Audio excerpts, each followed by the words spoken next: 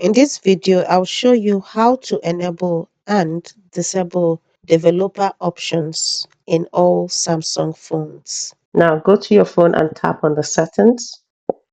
Scroll all the way down until you get to About Phone. Tap on About Phone. Scroll all the way down, tap on Software Information. Scroll down, you'll see Build Number. Tap on Build Number 7 times. As you tap, you will see that it's counting until it gets to 7.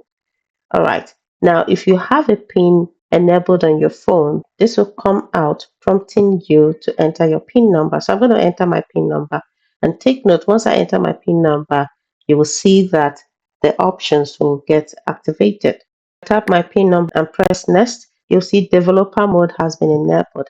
Let's take this out. To disable developers options, go back to your settings and tap on it. Now scroll all the way down. Just right under About Phone, you're going to see developer options. Tap on it. At the right top end, you're going to see that developer options is on. Toggle it off or turn it off. And that's it. Developer option is off. If this video helped you, please consider liking, sharing, and subscribing to the channel if you haven't already done so. I'll see you in the next video.